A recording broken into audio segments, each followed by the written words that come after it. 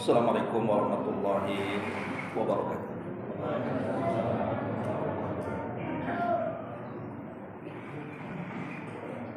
Innal hamdalillah nahmaduhu wa nasta'inuhu wa nastaghfiruh wa na'udzu billahi min shururi anfusina wa sayyiati a'malina. May yahdihillahu fala mudilla lahu wa man yudlil fala hadiya lahu. Asyhadu an la ilaha illallah wahdahu rabbi la syarika lahu wa asyhadu anna Muhammadan abduhu wa rasuluhu alladzi la nabiyya ba'dahu. Wa qala Allah azza wa jalla ya ayyuhalladzina amanu taqullaha haqqa tuqatih wa la tamutunna illa wa antum muslimun.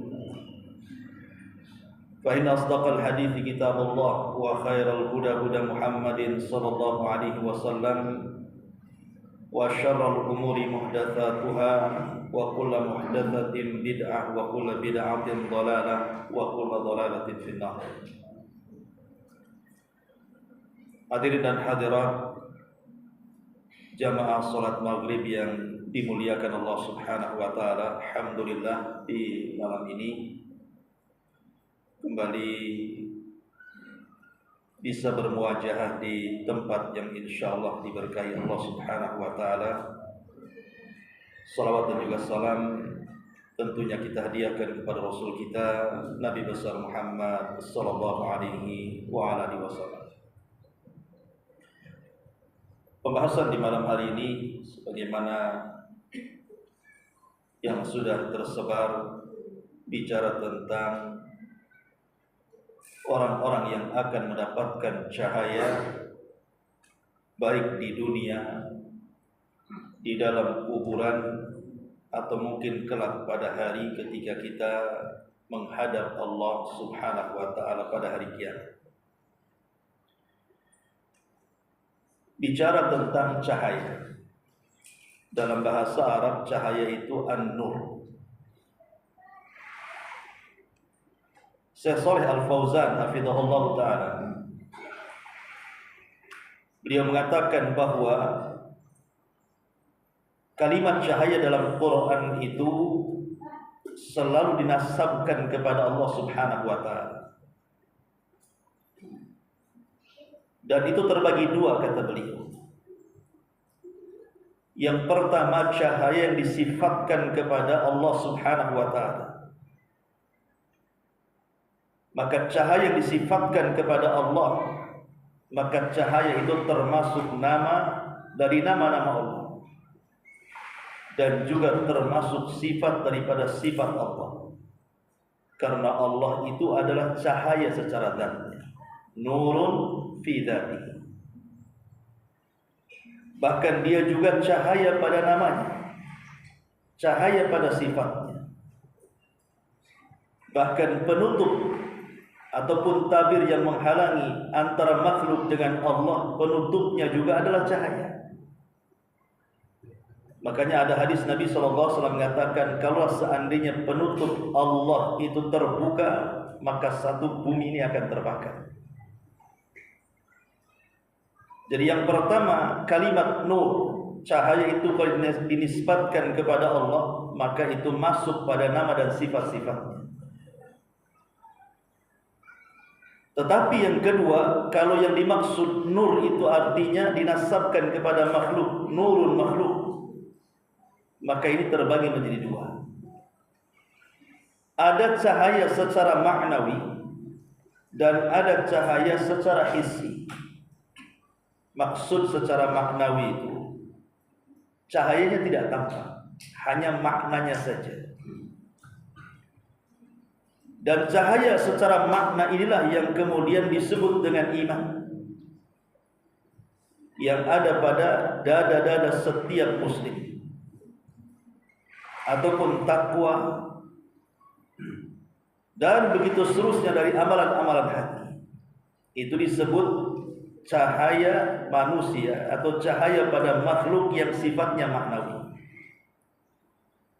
Tapi kalau yang sifatnya hissi, maksudnya bisa dilihat cahaya itu, ma'ruf seperti cahaya matahari, cahaya bulan, cahaya bintang, cahaya lampu, dan begitu seterusnya.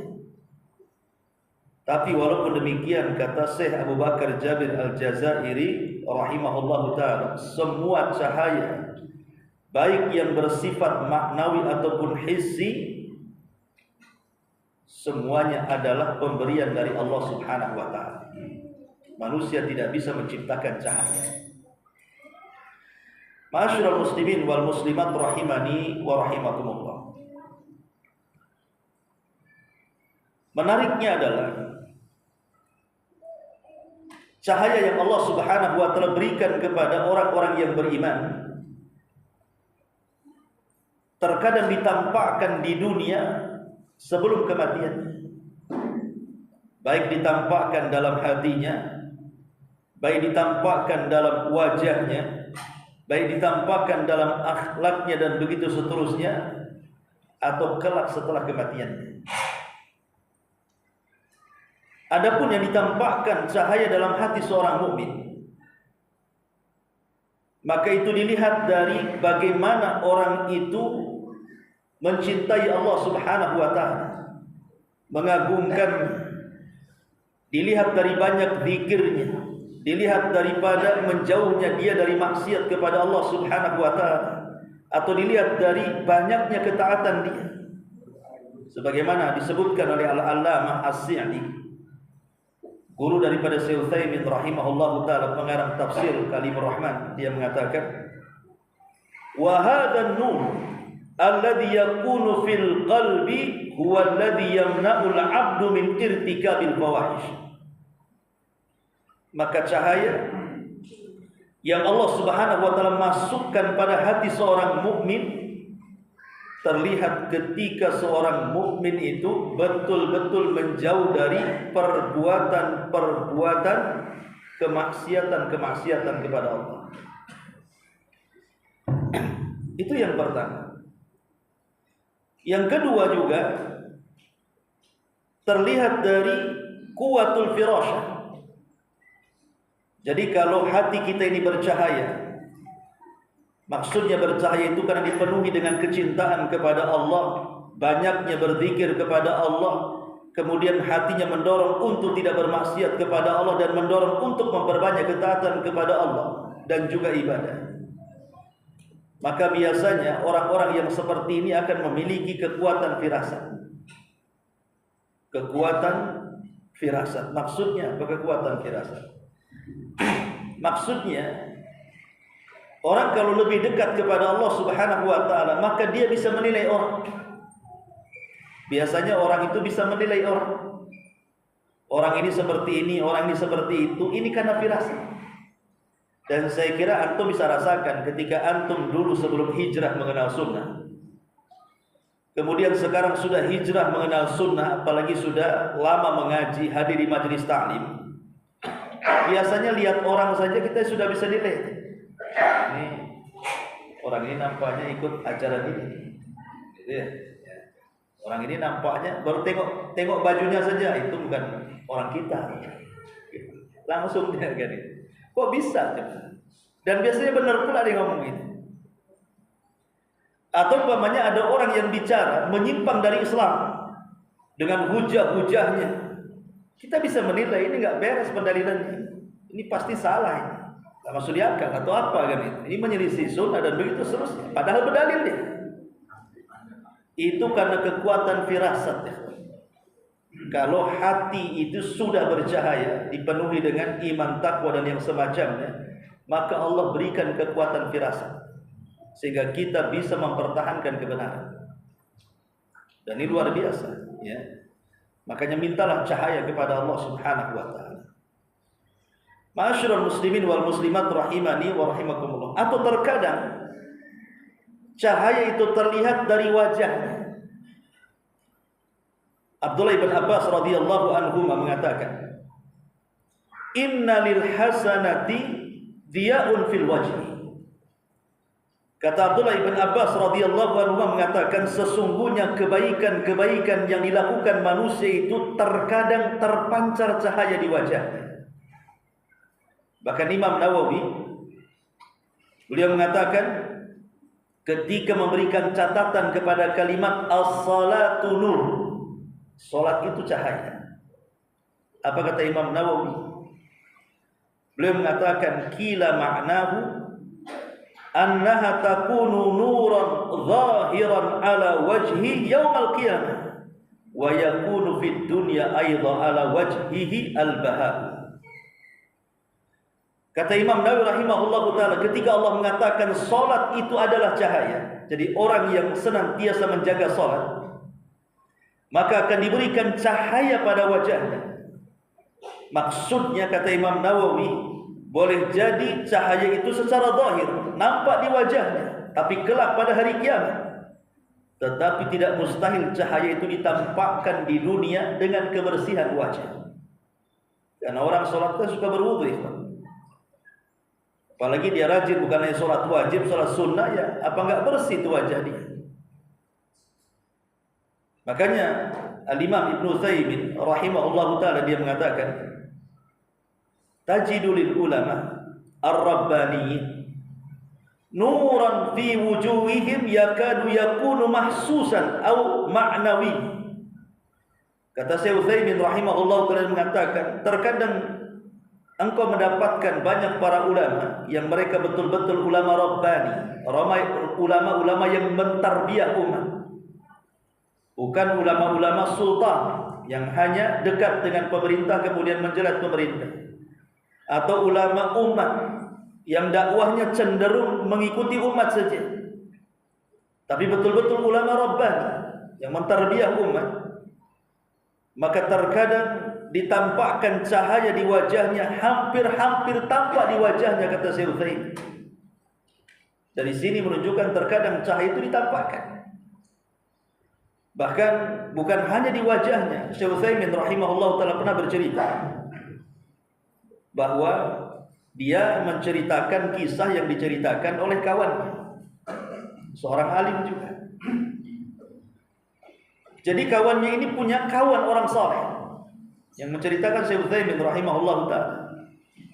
Jadi ketika kemudian satu hari dia sakit, kemudian masuk rumah sakit, dan dia pun diletakkan di satu ruangan. Ketika terjadi konsleting listrik, mati itu ruangan itu. Tiba-tiba Allah Subhanahu wa taala berikan keajaiban, ruangan itu tiba-tiba menyala. Bukan menyala dari listrik, tidak, tiba-tiba ada cahaya saja. Maka beliau mengatakan, boleh jadi itu sebuah karamah. Sebuah karamah dari orang saleh, memujizatkan itu para nabi. Karena ini pun terjadi kepada di zaman sahabat. Dulu ada seorang sahabat namanya Usaid ibn Hudzair. Usaid ibn Hudzair dan Abbad ibn Bishr. Usaid ibn Hudzair dan Abbad ibn Bishr ini satu hari dia safar. Tiba-tiba tersesat masuk pada kegelapan. Maka berdoalah keduanya kepada Allah Subhanahu wa taala agar diselamatkan. Tiba-tiba di tangannya ada cahaya seperti senter, sehingga tidak kegelapan lagi. Tiba-tiba dalam tangannya itu ada cahayanya, sehingga yang tadinya gelap kemudian semua terterangi. Syekhul Islam Ibnu Taimiyah rahimahullahu taala sampai mengatakan, wa karamatus sahabati wat tabi'ina ba'dahum wasairi as-salihina katsiratun jiddan. Kata Syekhul Islam Ibnu Taimiyah, dia mengatakan, adapun karamah para sahabat dan karamah para tabi'in setelah mereka dan seluruh ulama-ulama yang saleh itu banyak sekali. Kemudian beliau mencontohkan tentang kisahnya siapa? Usaid ibn Hudzair dan Abbad ibn Bishr yang ketika berjalan di tengah malam tiba-tiba di tangannya muncul cahaya. Dan itu terjadi kepada seorang sahabat namanya Tufail ibn Amr ad-Dawsi. Ada seorang sahabat namanya Tufail ibn Amr ad-Dawsi radhiyallahu anhu yang di tangannya Abu Hurairah masuk Islam. Abu Hurairah masuk Islam itu di tangan Tufail ibn Amr ad-Dawsi. Dia seorang tokoh Daus. Ketika Tufail ibn Amr ad-Dawsi ini masuk Islam, kemudian berdakwah kepada kaumnya, tidak ada satupun kaumnya yang menerimanya. Akhirnya dia mengadu kepada Nabi SAW. Kemudian dia mengatakan, ya Rasul, berikanlah tanda-tanda kepadaku supaya kaumku mudah menerima dakwahku. Maka Rasul mengatakan, idhab fasayatika ayatun minallah. Kalau begitu pergilah, pulanglah kepada kaum, berdakwahlah di sana, akan datang tanda-tanda kuasa Allah kepadamu. Akhirnya di tengah jalan tiba-tiba ada cahaya di tangannya, di jidatnya. Awalnya di jidatnya dulu. Di sini ada cahaya. Antum tahu kayak lampu orang cari kodok tuh, taruh di sini, kayak cahaya seperti itu. Jadi dia mengatakan, ya Rabb, ini kalau kaumku tahu dahiku bercahaya, akan memfitnah mereka. Pindahkan ke yang lain ya Rabb. Akhirnya dipindahkan ke tangannya. Cahaya itu dipindahkan ke tangan. Jadi kalau gelap tinggal gini aja, center.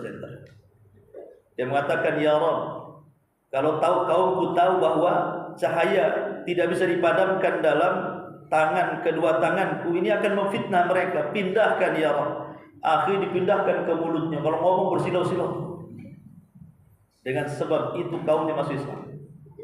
Termasuk Abu Hurairah radhiyallahu. Tufail Ibn Amr Ad-Dawsi, dan itu karamah. Tapi Syekhul Islam Ibn Taimiyah mengatakan, bukan berarti seorang wali dari wali-wali Allah yang diberikan karamah lebih mulia dibandingkan wali-wali Allah yang tidak diberikan karamah. Tidak. Sahabat banyak yang tidak diberikan karamah. Kemudian tabi'in ada juga yang diberikan karamah. Tapi apakah tabi'in yang diberikan karamah lebih mulia dibandingkan sahabat yang tidak diberikan karamah? Ya tidak bisa. Karena sepakat ulama sahabat lebih mulia dibandingkan para tabi'in, mau punya karamah ataupun tidak. Ma'asyiral muslimin yang dimuliakan Allah Subhanahu wa taala. Jadi terkadang cahaya itu ditampakkan bukan hanya dalam badan kita, tapi di sekeliling kita. Itu di dunia dan di akhirat ataupun setelah kematian, ba'dal maut. Maka Syekh Utsaimin rahimahullahu taala mengatakan, wa nuran aidan fil qabri. Fa innal insana idza kana mu'minan ja'alana Allahu atau ja'alna minhum yufsah lahu fi qabrihi maddal basari. Kata Syekh Utsaimin rahimahullah taala mengatakan, dan cahaya itu juga terkadang Allah masukkan ke dalam kuburannya. Karena kalau dia seorang mukmin, maka dijelaskan dalam hadis bahwa akan diluaskan kuburannya sejauh mata memandang, kemudian juga dan akan dikirim cahaya ke dalamnya, kemudian akan diberikan banyak nikmat yang dikirim ke dalam kuburannya. Jadi orang-orang yang beriman yang masuk kuburan, maka mereka akan diberikan cahaya. Logikanya begini, kalau seandainya saya kurung antum di sebuah ruangan, di kamar penjara, tidak ada TV, tidak ada handphone, tidak ada kipas, tidak ada AC, tidak ada apa-apa. Antum hanya badan antum dengan pakaian yang antum pakai, kemudian ditaruh di penjara, dan saya gelapkan tuh penjara. Bahkan tangan pun tidak bisa lihat. Sanggup antum berapa hari di penjara itu? Gak akan sanggup. Gak ada makan, gak ada orang, gak ada apa gitu. Mungkin antum pikir lebih mati kan gitu. Itu dalam penjara. Jangan jauh-jauh lah di penjara, di rumah lah. Apabila terjadi mati listrik gitu ya, total gitu mati listrik, tengah malam jam 1 mati listrik, ndak ada lilin, ndak handphone pula, baterai habis kan itu. Mau hidup pun kompor juga gas habis. Hujan pula deras, anjing tetangga pula menggonggong. Sekali gelap coba. Kadang-kadang kita ada pengap hidup ini. Kadang-kadang kalau kita sendirian hidup itu udah ketakutan tuh luar biasa. Itu masih di dunia ya. Dan kalau seandainya ada secercah cahaya walaupun sedikit, wah senangnya luar biasa kita. Karena apa? Tidak sesak lagi dadanya. Walaupun hanya mungkin kunang-kunang lewat gitu ya. Itu sudah senang gitu ya. Coba antum pikirkan macam mana kalau masuk ke dalam kubur yang sudah jelas nggak ada listrik di kuburan itu. PLN nggak masuk juga meterannya ke situ. Di kuburan tuh nggak ada kawan, nggak ada makan, nggak ada minum, nggak ada apa-apa. Karena ketika antum dikuburkan pun ya handphone juga ikut masuk kuburan kan. Nggak ada yang masuk kuburan juga. Hidup di kerangkeng dalam kuburan itu. Makanya disitulah seorang mukmin itu diperlukan cahaya. Dan Nabi SAW dalam hadis yang panjang dari hadis Bara bin Azib radhiyallahu anhu dalam beberapa riwayat itu, maka seorang mukmin ketika dia mampu melewati fitnah kubur, maka Allah Subhanahu wa taala akan meluaskan kuburnya seluas-luasnya yunawwir fihi, bahkan akan dikirim cahaya di dalam. Sudah luas kuburannya, datang pula cahaya di dalamnya. Maka kita akan tenang dalam kubur itu kalau ada cahaya. Ma'asyiral muslimin wal muslimat rahimani wa rahimakumullah. Qala al-'allamah Ibnu Utsaimin rahimahullahu ta'ala, ruhul mu'min idza busyirat bihadza kharajat minal badani bisuhulatin li'annaha satufariqul ma'luf lakin ila ma huwa khairun minhu. Kata beliau, apabila ruhnya seorang mukmin diberi kabar gembira saat meninggalkan jasadnya, maka ruh itu akan keluar dengan sangat mudah. Karena dia akan berpisah dari kehidupan ini kepada kehidupan yang jauh lebih baik lagi. Bi khilafi ruhil kafir, berbeda dengan ruhnya orang kafir. Wal iyadu billah, kita berlindung kepada Allah. Fa innaha idza busyirat bin nar tafarraqat fil badan. Kalau seandainya ruhnya orang kafir dicabut dari badannya, kemudian dihabar gembirakan dengan dahsyatnya api neraka, maka badan orang kafir akan menggigil ketakutan. Kemudian setelah beliau banyak mengucapkan kata-kata seputar alam orang-orang yang meninggal dunia alam ruh, beliau mengatakan di ujungnya, annal malaikata nazalat binur li hadzal mayyit. Kelak pada hari ketika orang sudah masuk ke dalam kuburan, kalau dia seorang mukmin, maka akan datang malaikat kemudian membawa cahaya dan akan menerangi kuburan. Jadi kuburan itu juga akan sampai, cahaya juga akan sampai ke kuburan setiap orang yang beriman. Bahkan kalau cerita pada hari kiamat, maka pada hari kiamat sudah jelas lah ya, maka akan terjadi kegelapan yang luar biasa. Antara jarak arasat tempat dia berkumpul atau disebut dengan padang mahsyar dengan titian itu terjadi kegelapan yang luar biasa. Dan di situ kita perlu cahaya untuk melangkah supaya mampu mendekati titian itu. Sebab kalau seandainya kita berjalan dalam kegelapan, bisa saja kemudian terjerambab ke dalam jahanam. Karena jembatan itu kan berada di atas jahanam masalahnya. Dan disitulah kita memerlukan cahaya. Makanya Allah Subhanahu wa taala mengatakan dalam surah Al-Hadid ayat 12 dan 13 itu, yauma taral mu'minina wal mu'minat yas'a nuruhum baina aydihim wa bi aymanihim busyrakumul yawma jannatin tajri min tahtiha al-anhar khalidina fiha dzalika huwal fawzul adzim. Yauma yaqulul munafiquna wal munafiqati lil ladzina amanu unzuruna naqtabis min nurikum qila irji'u wara'akum faltamisu nuran fadhuriba bainahum bisurin lahu babun batinuhu fihi rahmah wa zahiruhu min qibalihi al-'adzab.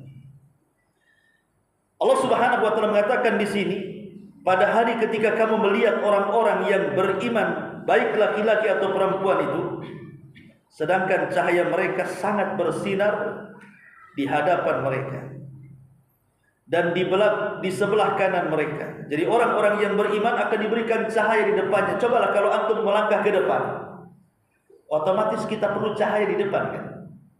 Makanya kalau kita naik mobil, naik motor kan cahaya nyorot ke depan supaya kita bisa melangkah ke depan.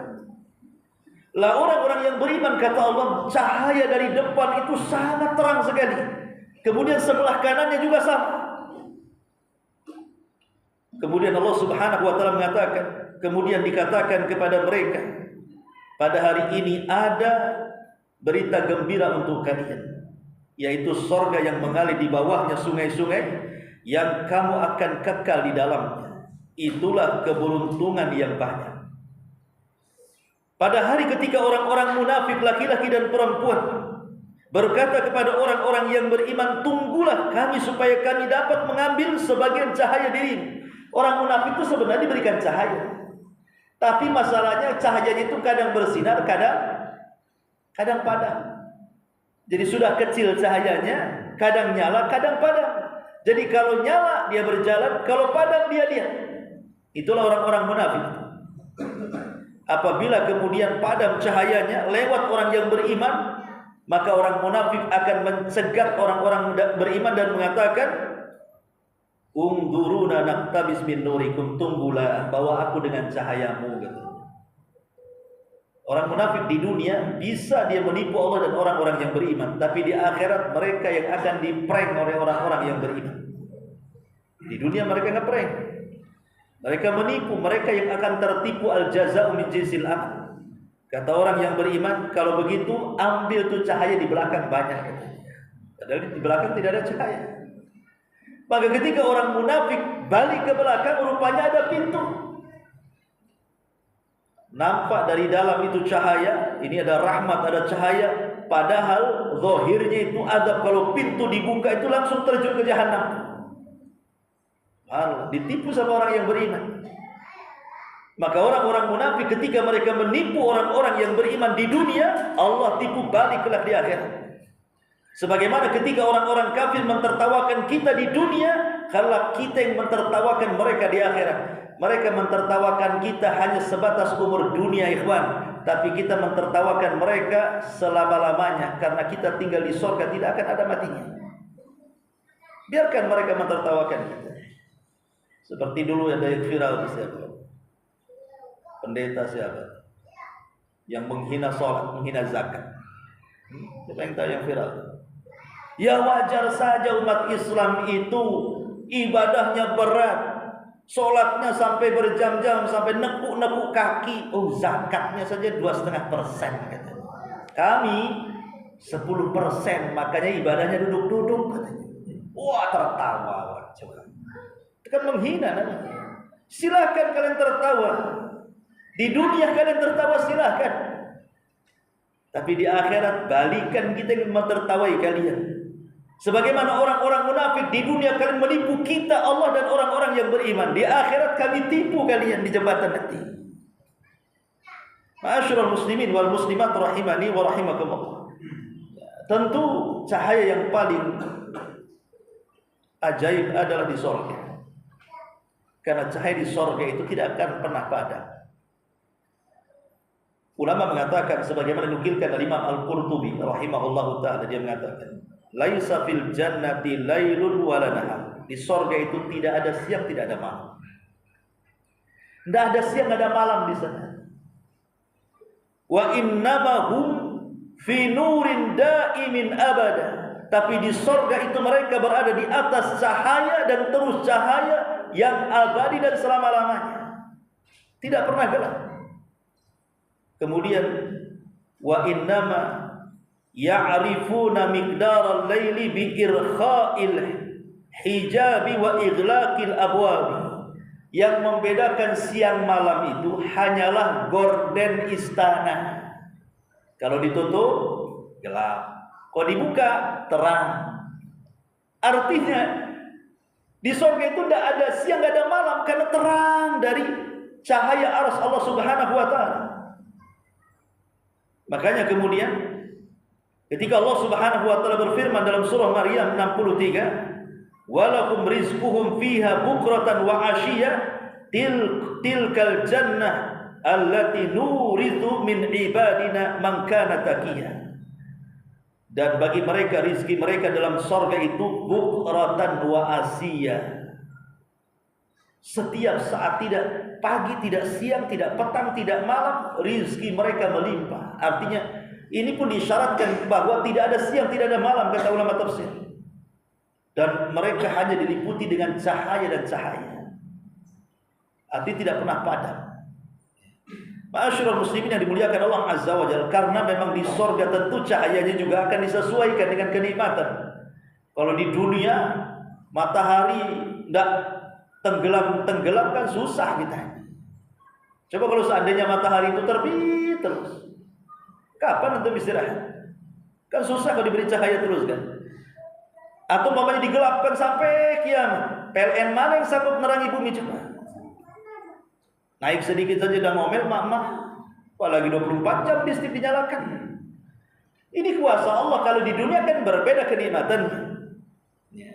Kenapa Allah jadikan ada siang ada malam? Supaya tahulah kapan kerja, kapan istirahat.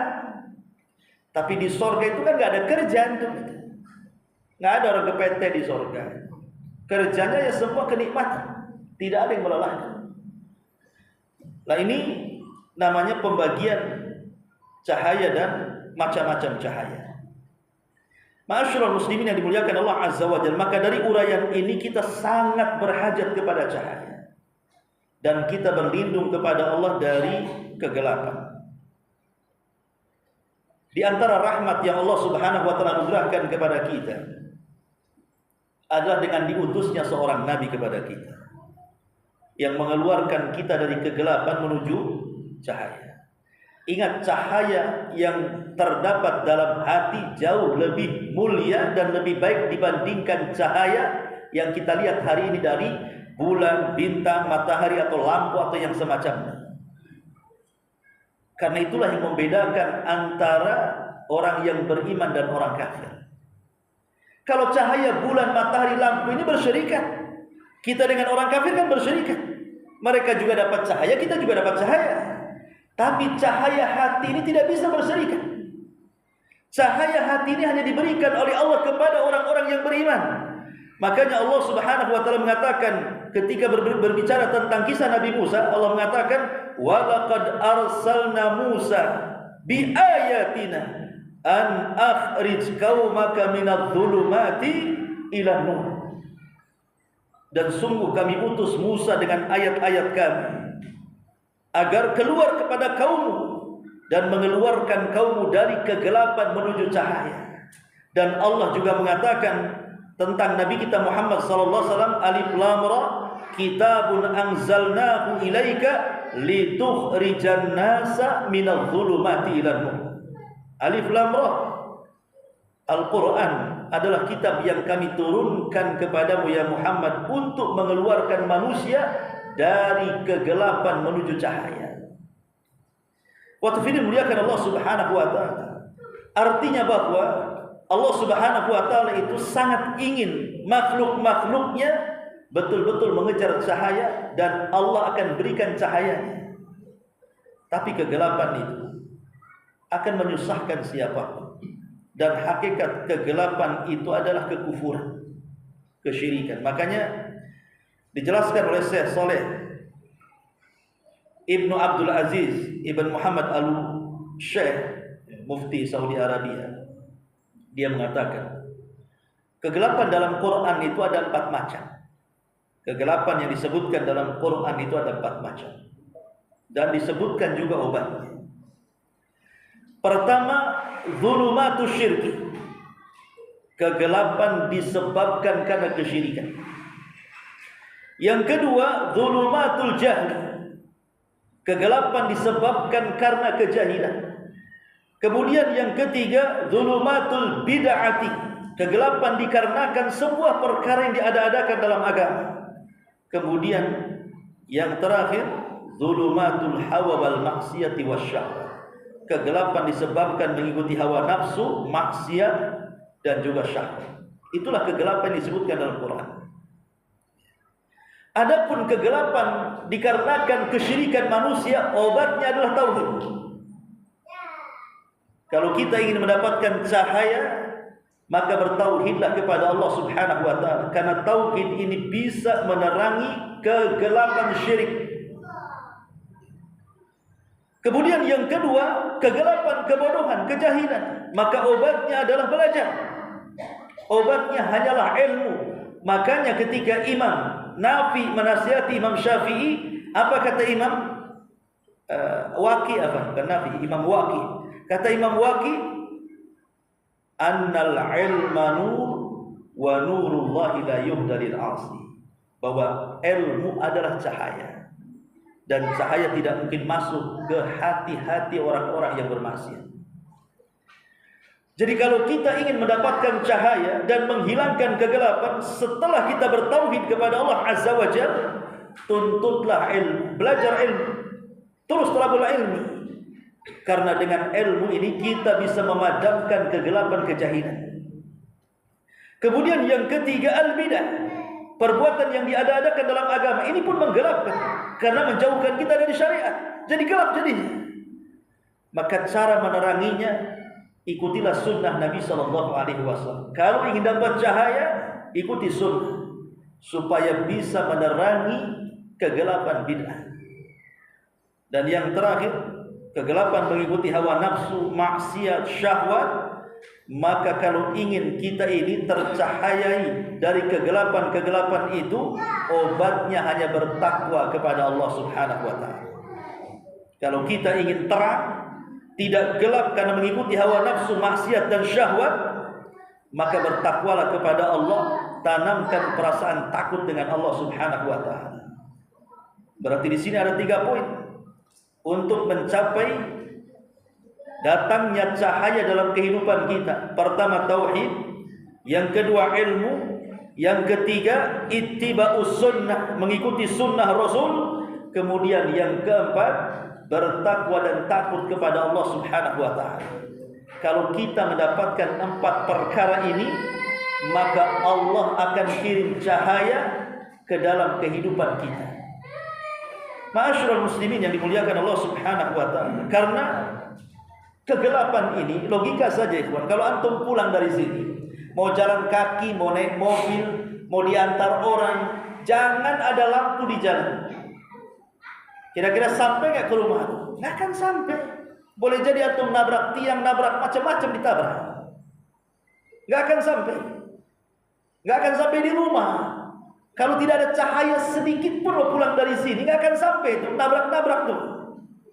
Kecuali masih ada remang-remang, masih ada cahaya lah remang-remang tuh. Namanya tidak ada cahaya itu, ya nampak ini aja nggak bisa nampak kan itu. Itu logika loh. Jalan kaki dari sini ke rumah kalau seandainya tidak ada cahaya, nggak akan sampai itu. Boleh jadi mati di jalan, kita masuk jurang. Macam mana kalau urusan dunia saja kita tidak akan sampai ke rumah? Ini urusan surga. Kalau seandainya kita mau jalan ke surga, kemudian jalannya gelap, macam mana akan sampai di surga itu? Makanya dibutuhkan 4 perkara ini kalau ingin masuk surga itu. Karena masuk surga itu perlu cahaya. Sampai-sampai Nabi SAW mengatakan apa? Man salaka tariqan yaltamisu fihi ilma sahhalallahu bihi tariqan ilal jannah. Barang siapa yang meniti sebuah jalan, sebagian para ulama memaknai berjalan kaki, dalam rangka apa? Mencari ilmu pengetahuan. Ilman di sini nakirah bukan ma'rifah. Artinya mencakup ilmu dunia dan ilmu akhirat. Tetapi yang dimaksud ilmu dunia di sini tidak akan berpahala secara zatnya, tetapi akan berpahala secara niatnya. Jadi kita ilmu dunia ini berpahala juga, tapi bukan zatnya. Beda deh kalau ilmu agama zatnya. Dia sudah zatnya saja sudah berpahala, apalagi niatnya. Tapi kalau ilmu dunia ini secara zatnya tidak berpahala. Yang berpahala itu niatnya. Antum niat jadi dokter itu apa? Saya ingin nolong orang, Ustaz. Nah, itulah berpahala. Niat dia yang berpahala. Kenapa kamu ini jadi tukang bangunan? Niat saya ingin membangun rumah fakir miskin. Pakai bayaran enggak? Enggak. Separuh lah, Ustaz. Intinya niatnya yang dicari itu niatnya. Innamal a'malu binniyat. Tapi zatnya kalau ilmu umum enggak akan diganjar. Apa namanya? Zat ilmunya nggak akan ditanya. Ilmu fisika, matematika akan ditanya di kubur. Itu yang ditanya niat. Makanya ilmu agama, ilmu dunia yang bermanfaat ya. Kalau ilmu akhirat sudah jelas lah. Tetapi hadis ini mengatakan barang siapa yang berjalan mencari ilmu baik dunia yang bermanfaat untuk hidupnya dan juga agamanya ataupun ilmu akhirat, dan ini yang banyak ditafsirkan para ulama, sahhalallahu lahu tariqan ilal jannah, maka Allah akan mudahkan jalan dia menuju surga. Para ulama mengatakan maksudnya dimudahkan itu apa di sini? Dimaksud dimudahkan karena dia akan diberikan dua cahaya. Pertama, cahaya hidayah. Cahaya hidayah di dunia berupa dimudahkan untuk melakukan amal saleh. Dengan ilmunya dimudahkan untuk mengamalkan. Dan di akhirat diberikan cahaya dan dihantarkan dia langsung ke surga. Itulah kenapa Allah Rasul mengatakan sahhalallahu lahu tariqan ilal jannah. Jadi cahaya itu sangat penting dalam kehidupan kita. Dan kalimat man salaka tariqan, man salaka tariqan, barang siapa yang mencari jalan mencari ilmu ini kan kemana-mana ya, tidak harus ke majelis taklim, tapi kan sebaik-baik mencari ilmu itu ada di majelis taklim. Bahkan sebaik-baik mencari ilmu itu di masjid ya. Karena ada hadis yang mengatakan majtama qaumun fi baitin min buyutillah, tidaklah sebuah kaum berkumpul di rumah-rumah Allah. Maksud rumah Allah apa di sini? Masjid.